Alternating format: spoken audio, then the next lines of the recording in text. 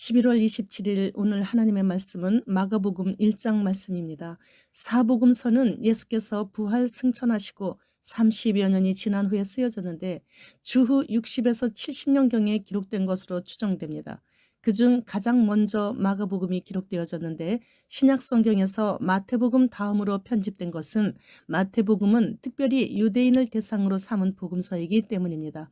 예수님과 3년 이상을 동거동락하면서 따르던 제자가 12명이었지만 사복음서는 마태와 요한 2명의 제자가 기록했고 마가, 누가는 사도들의 수종자들이요 동역자들이었던 것입니다. 1절로 8절 말씀, 하나님의 아들 예수 그리스도의 복음의 시작이라. 선지자 이사야의 글에 보라 내가 내 사자를 네 앞에 보내노니 그가 네 길을 준비하리라. 광야에 외치는 자의 소리가 있어 이르되 너희는 주의 길을 준비하라. 그의 오실 길을 곧게 하라. 기록된 것과 같이 세례 요한이 광야에 이르러 죄사함을 받게 하는 회개의 세례를 전파하니 온 유대 지방과 예루살렘 사람이 다 나아가 자기 죄를 자복하고 요단강에서 그에게 세례를 받더라. 요한은 낙타털 옷을 입고 허리에 가죽띠를 띠고 메뚜기와 석청을 먹더라. 그가 전파하여 이르되 나보다 능력 많으신 이가 내 뒤에 오시나니 나는 굽혀 그의 신발끈을 풀기도 감당하지 못하겠노라.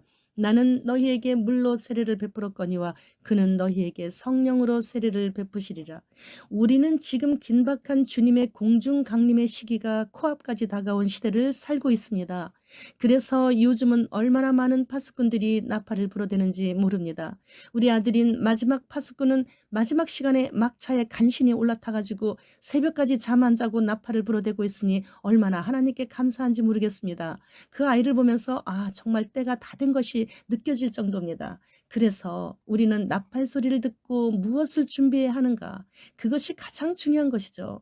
어떤 나팔수는 비상식량을 6개월치를 준비하라고 하고 있고 어떤 나팔수는 피난처를 예비하라고 하고 있고 여러 음색으로 나팔들을 불어대고 있습니다. 그러나 가장 중요한 것은 핵 1개 떨어지면 이스라엘은 끝장나는 것이고 대한민국은 핵 2개 떨어지면 끝장나는 것이죠. 아무리 예비하고 준비하고 해도 다 무용지물이 될 수 있는 그 한순간에 숨이 멎어버릴 수 있는 그런 급박한 환경 속에서 지금 우리가 살고 있습니다.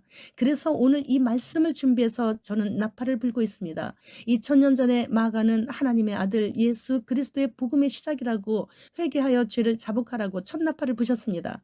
저는 첫 번째 나팔과 똑같이 그동안 이 말씀을 묵상하며 마지막을 준비하라는 나팔을 불어대고 있습니다.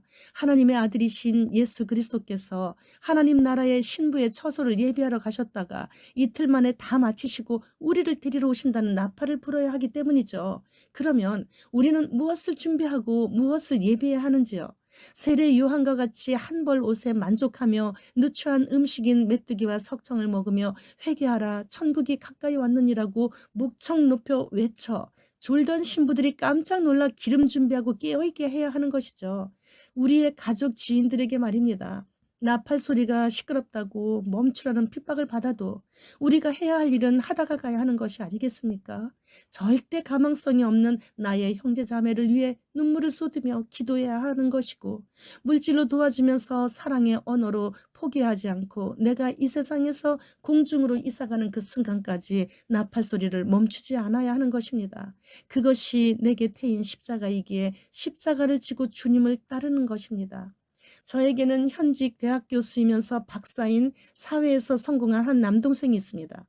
예수님 외에 다른 신이 없단다. 예수님이 너를 만드신 분이시란다. 라고 복음을 전하면 천지신명을 믿어 누나 이러고 오히려 저를 전도하고 있어요.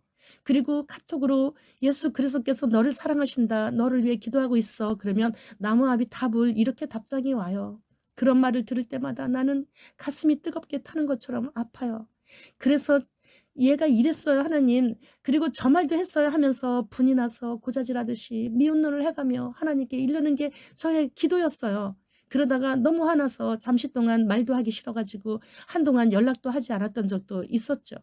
그런데 언제부터인가 긍휼에 풍성하신 예수님의 마음이 제게도 전해져 와서 동생에게 좋은 말과 함께 건강에 좋은 식품들을 보내주면서 축하해야 할 일에는 물질도 아끼지 않고 주면서 계속 기도하고 있어. 그랬더니 전처럼 또 나무아미 탑을 뭐 이럴 줄 알았는데 그렇게 약을 올릴 줄 알았는데 갑자기 "알았어 누나." 이러는 거예요.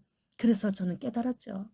영혼은 내가 구원하는 것이 아니라는 것을. 그래서 이제는 매일 유튜브에 올리고 있는 영상들을 보내주면서 오직 기도로만 주님께 아뢰고 있는 것이에요.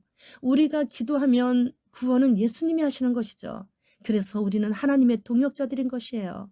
그런데 저는 그동안 제 동생의 영혼 구원까지 내가 건져야 하는 줄 알고 화가 나고 분이 나고 씩씩거리고 있었던 것이에요. 회개하라, 돌이키라, 주님께로 나오라. 지금 주님 곧 오신다 라며 오늘도 동생을 향해 저는 나팔을 불고 있습니다. 그리고 주님께서 부르시는 그날이 내 할 일 다 마치는 날이죠. 2절 말씀, 보라 내가 네 앞에 내 심부름꾼을 보내니 그가 네 길을 닦을 것이다 라고 말씀하셨습니다. 그렇습니다. 우린 다 그분의 심부름꾼들이에요. 주님 초림 오실 길을 세례 요한이 예비했다면 주님 재림 오실 길은 우리가 준비하는 거예요. 한국인들만의 만성 질환을 극복하기 위해 한국인 의료칩을 개발해서 내년부터 상용화한다는 질병청의 발표가 있었다고 합니다. 이제 타투나 표나 칩이 몸에 심겨지게 되는 것이 공식적으로 발표된 것이죠. 죄 사함을 받아야 하는 것이 우리가 준비하는 것이니 곧 회개 외에 다른 준비가 없는 것이니 우리는 회개에 온 힘을 다 쏟고 회개하라 나팔 부는데 온 힘을 다 쏟아야 될 때입니다. 주님 지금 오십니다. 마라나타.